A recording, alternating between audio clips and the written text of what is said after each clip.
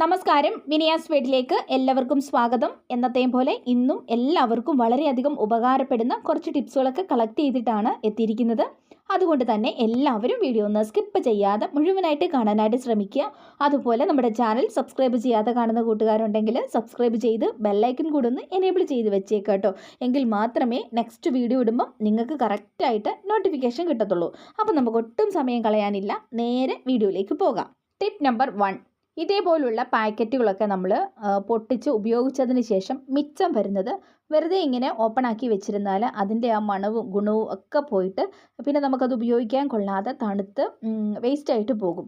അപ്പം നമ്മൾ സാധാരണ ഇങ്ങനെ പാക്കറ്റുകളൊക്കെ പൊട്ടിച്ച് കഴിഞ്ഞാൽ നല്ല എയർ ടൈറ്റ് ആയിട്ടുള്ള ബോക്സുകളിൽ ഇട്ട് നമ്മൾ അടച്ചു വെക്കണം.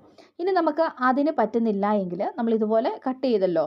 അപ്പം ഇത് ഈ ഒരു രീതിക്ക് ഇതിൻ്റെ ബാലൻസ് ഇങ്ങനെ ഒന്ന് ആദ്യം കട്ട് ചെയ്ത് കളയുക. കട്ട് ചെയ്ത് കളഞ്ഞതിന് ശേഷം നമുക്കിത് നന്നായിട്ട് സീൽ ചെയ്ത് വെക്കാൻ വേണ്ടിയിട്ട് പറ്റിയ നല്ലൊരു ടിപ്പ് ഇന്ന് ഞാൻ നിങ്ങളെ കാണിച്ചു തരാം. നമുക്ക് വീട്ടിൽ പഴയ കത്തി ഉണ്ടെങ്കിൽ എടുക്കുക. ഇതുപോലെ കുറച്ച് പഴകിയ കത്തി മതി. നമ്മൾ ഉപയോഗിക്കുന്ന ഒന്നും വേണമെന്നൊന്നുമില്ല, മുറിച്ചൊന്നും ഇല്ലാതെ നമ്മൾ മാറ്റി വെച്ചിരിക്കുന്ന കത്തികളുണ്ടാവുമല്ലോ. അപ്പോൾ ഒരെണ്ണം എടുക്കുക. എന്നിട്ട് ഗ്യാസ് ഒന്ന് ഓണാക്കിയിട്ട് കത്തി ഇതുപോലൊന്ന് ചൂടാക്കിയിട്ട് എടുക്കുക.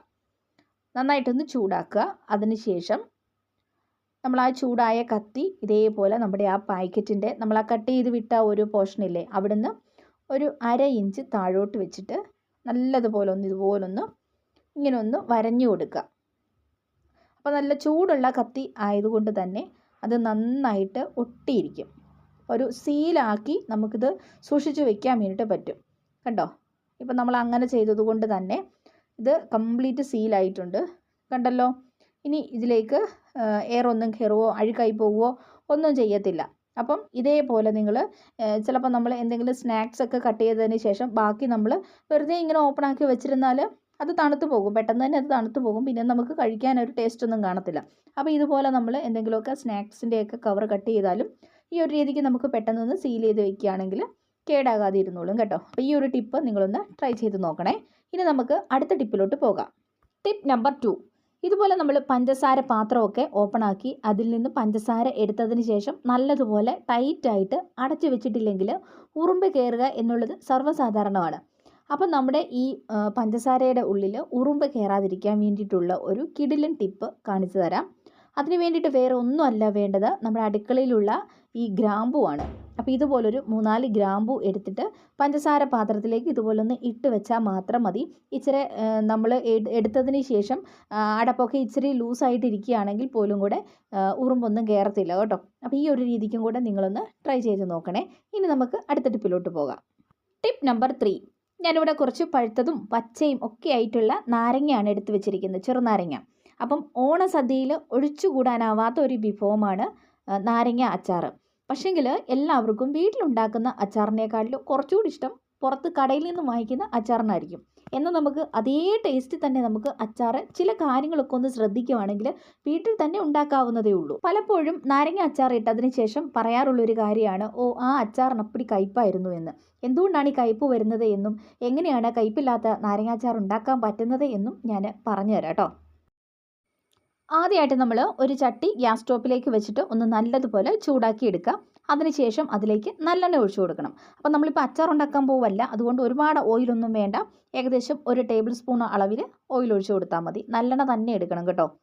അതിനുശേഷം ഈ എണ്ണ ഒന്ന് ചൂടായി വരുന്ന ഒരു സമയമുണ്ടല്ലോ, ആ സമയത്ത് നമ്മൾ കഴുകി തുടച്ച് വെച്ചിരിക്കുന്ന ചെറുനാരങ്ങ തുടച്ചെടുക്കണം. വെള്ളമയം ഉണ്ടാകാനായിട്ട് പാടില്ല.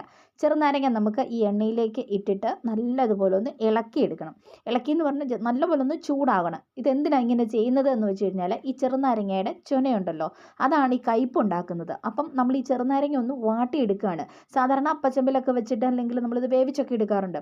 പക്ഷേ അങ്ങനെ ചെയ്യുന്നതിനേക്കാളും കുറച്ചുകൂടെ എന്താ പറയുന്നത് നല്ലത് ഈ ഒരു രീതിക്ക് ചെയ്യുന്നതാണ്. നമ്മളിങ്ങനെ ഈ ചെറുനാരങ്ങ ഈ എണ്ണയിലിട്ടിട്ട് ഇതുപോലെ ഒന്ന് നല്ലപോലെ ഒന്ന് ചൂടാക്കി ഒന്ന് വഴറ്റിയതുപോലെ ഇങ്ങനെ ഒന്ന് എടുക്കുന്ന ആ ഒരു സമയത്തുണ്ടല്ലോ, ഇതിൻ്റെ പുറമേ ഉള്ള ആ ഒരു ചൊനയൊക്കെ ഉണ്ടല്ലോ അതെല്ലാം പൂർണ്ണമായിട്ടും പോകും. അതെല്ലാം ഈ എണ്ണയിലേക്ക് ആകും. അപ്പോൾ ഈ ഒരു രീതിക്ക് നമ്മൾ ഈ നല്ലെണ്ണയിലിട്ടിട്ട് നല്ലതുപോലെ ഒന്ന് വാട്ടിയെടുക്കണം. ഒരുപാട് അങ്ങനെ വെന്തു പോകുമോ അങ്ങനെയൊന്നും വേണ്ട കേട്ടോ. ഈ ചെറുനാരങ്ങ ഒന്ന് ഏകദേശം നല്ലപോലെ ഒന്ന് ചൂടായിട്ട് വരണം. അതിൻ്റെ ഉൾഭാഗം മുതൽ പുറം ഭാഗം എല്ലാം നല്ലപോലെ ഒന്ന് ചൂടാവണം, അത്രയേ ഉള്ളൂ. ആ ഒരു സമയം കൊണ്ട് തന്നെ ഈ പിന്നെ ചെറുനാരങ്ങയുടെ ആ കയ്പ്പ് വരുത്തുന്ന ആ ഒരു ചുനയൊക്കെ നല്ലതുപോലെ ഈ എണ്ണയിലേക്ക് ആയി കിട്ടും. ഇത്രയും ആയി കഴിഞ്ഞാൽ നമുക്കിതിനി എണ്ണയിൽ നിന്നും കോരിയെടുക്കാം. അപ്പോൾ ഇതുപോലെ നമ്മളിങ്ങനെ കോരിയെടുത്തതിന് ശേഷം ഇതുണ്ടോ, ആ എണ്ണ ബാലൻസ് ഇത്രയും വന്നിട്ടുണ്ട്. നമ്മൾ ഒഴിച്ചു കൊടുത്ത എണ്ണ അത്രത്തോളം തന്നെ ഉണ്ട്. ഇനി ഇതും കളയണ്ട കേട്ടോ, ഇതും നമുക്ക് ഒരുപാട് ഉപയോഗമുള്ളതാണ്. ഈ മിച്ചം വന്ന എണ്ണ തണുത്തതിന് ശേഷം നമുക്ക് മുട്ടുവേദനയൊക്കെ ഉണ്ടെങ്കിൽ മുട്ടുവേദനയ്ക്ക് പുരട്ടാവുന്നതാണ്. അതുപോലെ തന്നെ ജോയിൻറ്റ് പെയിന്, ശരീര അസകലമൊക്കെയുള്ള വേദനകൾക്കൊക്കെ വളരെ നല്ലതാണ്. ഈ എണ്ണ കളയണ്ട കേട്ടോ. ഇതൊരു പാത്രത്തിൽ അടച്ച് സൂക്ഷിക്കുകയാണെങ്കിൽ നമ്മൾ പിന്നെ കുളിക്കുന്നതിന് തൊട്ട് മുമ്പായിട്ട് ഇത് ഒന്ന് തേച്ച് ഒന്ന് മസാജൊക്കെ ചെയ്തതിന് ശേഷം കുളിക്കുകയാണെങ്കിൽ തന്നെ ശരീരത്തിന് നല്ലൊരു റിലാക്സ് കിട്ടും. അപ്പം ഈ എണ്ണയും നമുക്ക് കളയാതെ ഉപയോഗിക്കാൻ പറ്റും കേട്ടോ. ഇനി അടുത്തതായിട്ട് നമ്മൾ ഈ വാട്ടിയെടുത്ത നാരങ്ങ ഉണ്ടല്ലോ, ഒരു വെള്ള തുണി ഉപയോഗിച്ച്, നല്ല വൃത്തിയുള്ള ഒരു തുണി ഉപയോഗിച്ച് നമുക്ക് ഒന്നുകൂടെ ഒന്ന് തുടച്ചെടുക്കണം. അപ്പോൾ ഇതുകൊണ്ടോ, ഇങ്ങനെ തുടച്ചെടുക്കുമ്പോൾ തന്നെ നിങ്ങൾക്ക് കാണാൻ പറ്റുന്നുണ്ട് അച്ചോനയെല്ലാം ഉണ്ട്, ആ ഒരു കളർ ചേഞ്ച് കണ്ടോ തുണിയിൽ.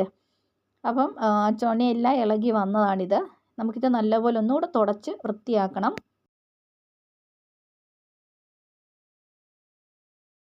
അപ്പോൾ ഇതുപോലെ നമ്മൾ ചെയ്തിട്ട് നാരങ്ങ അച്ചാർ ഉണ്ടാക്കുകയാണെങ്കിൽ ഒട്ടും കയ്പ്പ് ഉണ്ടാകത്തില്ല കേട്ടോ. ഇനിയിപ്പോൾ ഓണമൊക്കെ അല്ലേ വരുന്നത്, അപ്പോൾ എല്ലാവരും നാരങ്ങ അച്ചാറൊക്കെ നേരത്തെ ഇടാൻ വേണ്ടിയിട്ട് തുടങ്ങും. അപ്പോൾ ആ ഒരു സമയത്ത് ഇതുപോലെ നാരങ്ങ അച്ചാർ ഒന്ന് ഈ നല്ലെണ്ണയ്ക്കകത്തൊന്ന് വാട്ടിയെടുത്തതിന് ശേഷം ഇങ്ങനെ അച്ചാർ ഉണ്ടാക്കുകയാണെങ്കിൽ തന്നെ നല്ലൊരു ടേസ്റ്റ് ആയിരിക്കും, ഒട്ടും തന്നെ കയ്പ്പ് ഉണ്ടാവത്തില്ല. അപ്പോൾ ഈ ഒരു രീതിക്ക് നിങ്ങളൊന്ന് ട്രൈ ചെയ്ത് നോക്കുക കേട്ടോ. ഇനി ഈ നാരങ്ങ നമ്മൾ എങ്ങനെയാണോ അച്ചാർ ഇടുന്നത് അതേപോലെ അച്ചാർ ഇടുകയാണെങ്കിൽ ഒരു കയ്പ്പും ഉണ്ടാകത്തില്ല. അപ്പോൾ നിങ്ങൾ ഇനി അച്ചാറൊക്കെ ഇടുമ്പം ഈ രീതിക്കൊന്ന് ചെയ്യുക. ഇനി ഓണമൊക്കെ അല്ലേ വരുന്നത്, അപ്പോൾ എല്ലാവരും നേരത്തെ തന്നെ അച്ചാറുകളൊക്കെ ഇട്ട് വെക്കാറുണ്ടല്ലോ. അപ്പോൾ നാരങ്ങ അച്ചാർ ഉണ്ടാക്കുമ്പം ഇതേപോലെ ഒന്ന് ചെയ്ത് നോക്കുക കേട്ടോ. എന്നിട്ട് നിങ്ങളുടെ അഭിപ്രായങ്ങളൊക്കെ അറിയിക്കാനായിട്ട് മറക്കരുതേ. ആ നാരങ്ങ നമ്മളിതുപോലെ അച്ചാറാക്കിയിട്ടുണ്ട്, അതൊന്നും ഞാനിവിടെ കാണിച്ചിട്ടില്ല. ഇനി നമ്മളിതുപോലെ അച്ചാറിട്ട് കഴിഞ്ഞാൽ ആ ചൂടോട് കൂടി തന്നെ നമുക്ക് ഒരു അര സ്പൂൺ പഞ്ചസാരയും കൂടെ ഒന്ന് ഇട്ട് കൊടുക്കുകയാണെങ്കിൽ ആ മധുരവും ഉപ്പും എരിവും പുളിയും എല്ലാം കൂടെ ബാലൻസ് ചെയ്യാനും അതുപോലെ തന്നെ നല്ലൊരു ടേസ്റ്റ് കിട്ടാനും നല്ലതാണ്. അപ്പം ഞാനിതുപോലെ കുറച്ച് പഞ്ചസാരയൊന്ന് ഇട്ട് കൊടുത്ത് നല്ലപോലെ ഒന്ന് മിക്സ് ചെയ്തിട്ട് എടുക്കുന്നുണ്ട്. അപ്പം നിങ്ങളും അച്ചാറുണ്ടാക്കുമ്പം ഒരല്പം പഞ്ചസാര അല്ലെങ്കിൽ ശർക്കര, ഇത് രണ്ടിലേതെങ്കിലും ശർക്കര ചേർത്താലും മതി കേട്ടോ. ഞാനിപ്പോൾ ഇവിടെ പഞ്ചസാര എടുത്തുവെന്നേ ഉള്ളൂ. അപ്പോൾ ഈ ഒരു രീതിക്ക് നിങ്ങളൊന്ന് ചെയ്ത് നോക്കണേ. ടിപ്പ് നമ്പർ 4, ഞാനിപ്പോൾ ഇവിടെ ഒരു സോപ്പ് എടുത്തിട്ടുണ്ട്. അപ്പോൾ ഇങ്ങനെ സോപ്പ് എടുക്കുമ്പം നല്ല മണമുള്ള സോപ്പ് നോക്കി എടുക്കുക. ഇനി ഇതിലോട്ട് ഞാൻ സെഫ്റ്റ് പിന്നാണ് ഈ കുത്തി വയ്ക്കുന്നത്. അപ്പോൾ എന്തിനാണ് ഇങ്ങനെ ചെയ്യുന്നത് എന്ന് വെച്ച് കഴിഞ്ഞാൽ, ഇതുപോലെ ഞാനിപ്പോൾ ഒരു സാരി എടുത്തു ഇവിടെ. അപ്പോൾ ഈ സാരിയൊക്കെ നമ്മളിങ്ങനെ ഞൊറിഞ്ഞു കുത്തി കഴിയുമ്പോൾ ഉണ്ടല്ലോ, നമ്മൾ സെറ്റപ്പിൻ വെച്ചിട്ട് കുത്തി വയ്ക്കാറുണ്ടല്ലോ. അപ്പോൾ ആ ഒരു സമയത്ത് ഇതുപോലുള്ള കട്ടി കൂടിയ ഭാഗത്ത് നമ്മൾ പിന്ന് കുത്തി വയ്ക്കുമ്പം പെട്ടെന്നൊന്നും അങ്ങനെ പിന്ന് കയറി പോകത്തില്ല. അതുപോലെ തന്നെ നമ്മൾ പിന്ന് കുത്തി വയ്ക്കുമ്പം ആ ഒരു അവിടുത്തെ നൂലൊക്കെ ഇങ്ങനെ പൊങ്ങി പൊങ്ങി പോകാനുള്ള ചാൻസും ഉണ്ട്.